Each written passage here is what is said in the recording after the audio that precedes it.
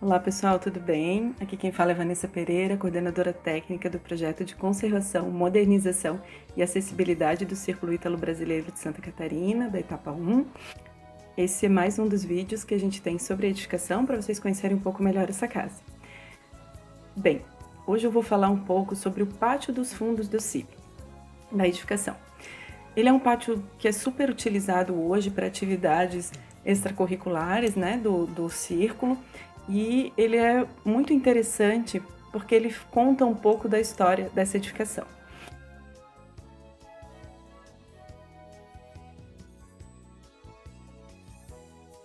Bem, os pátios dos fundos das casas coloniais, chamados também de quintais, eles configuram um espaço fundamental para o funcionamento dessas casas nesses pequenos núcleos urbanos originais. Principalmente porque nessas ocupações iniciais, os lotes urbanos eles eram bastante estreitos, em função de você poder ter mais ocupações, mais variação de ocupações na borda do espaço público, do logradouro. Eles tinham uma frente bem estreita e bastante alongado, então o lote era estreito e alongado, e as edificações se concentravam na parte frontal do terreno. O quintal, então, ficava na parte dos fundos e era ali que funcionava o dia a dia da família.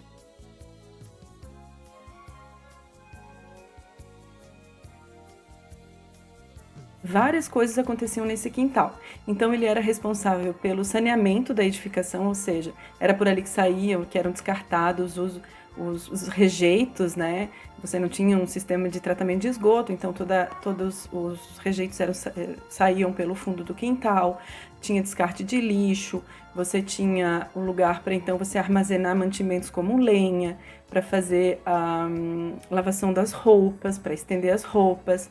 Ali você tinha então também criação de pequenos animais, como galinhas, porcos, enfim, pequenas hortas, pomares. Então, em muitos casos, nesse período, até mesmo a cozinha ficava no fundo do lote, né? Porque ela era descolada em determinado momento. Ela foi por muito tempo, na verdade, descolada da edificação principal. E então, assim, era realmente onde acontecia o dia a dia das famílias, essas funções que hoje são supridas por terceiros, né? Mas na época, então, tudo isso acontecia nesses quintais. Então é interessante que a imagem das cidades, ela tinha muito isso de você ter a residência na frente e aquele quintal vegetado no fundo com as árvores maiores, enfim, onde acontecia todo esse dia a dia.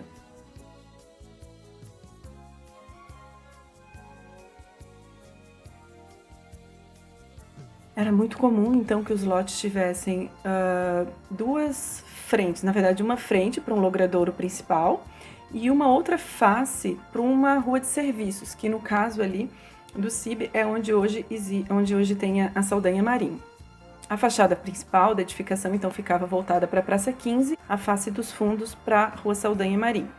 Essas ruas elas eram super importantes porque, como eu falei, é por ali que saíam os rejeitos, é por ali então que acontecia todo esse descarte de resíduos e a chegada de alguns mantimentos. E o que é mais interessante dessa história ali no CIB, na edificação que hoje é sede do CIB, é que a maioria dos lotes com essas características em Florianópolis, eles foram se alterando ao longo do tempo, em função da alta valorização do terreno. Muitos deles foram subdivididos em 2 lotes, com uma frente para cada um dos logradouros. Outros foram edificados maciçamente até o final, com edículas, com novas edificações. Muitos lotes foram agregados, né? As edificações foram demolidas e foram substituídas por prédios maiores, com lotes maiores. E então é muito interessante que ali se mantém tanto o prédio onde hoje é o CIB e o do vizinho, onde é o Teatro Armação, ele mantém essa característica do parcelamento original. Então é um remanescente histórico muito relevante. Além da edificação, ele é parte da história urbana de Florianópolis, né? Porque ele demonstra como funcionava essas edificações nos períodos mais antigos da nossa história.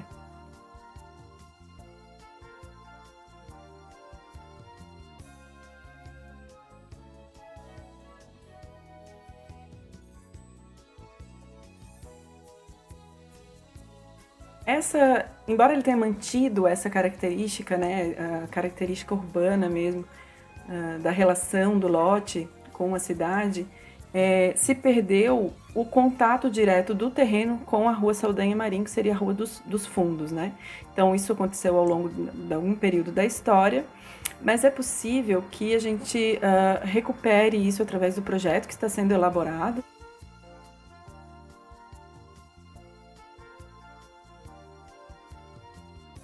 A gente percebe, analisando o lote do Teatro Armação, que existe uma topografia que, né, cai, ela é descendente em relação à praça para a Rua Saldanha Marinho, e no caso do CIB, possivelmente isso foi aterrado para que houvesse uma planificação do terreno e essa relação direta foi rompida.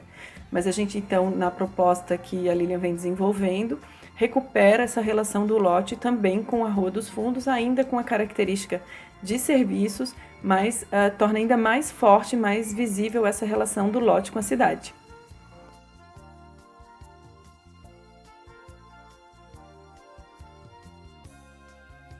Por fim, então, é importante a gente destacar, esse vídeo serve um pouco para isso, que embora a gente concentre muitas vezes o valor de um bem tombado unicamente na edificação, nesse caso também é fundamental a gente pensar na estrutura urbana, né? Que esse lote ele vai contar uma história da forma de ocupação secular do território aqui em Florianópolis. Então, uma edificação que tem um acúmulo de alterações ao longo dos séculos, a gente já viu isso no vídeo anterior.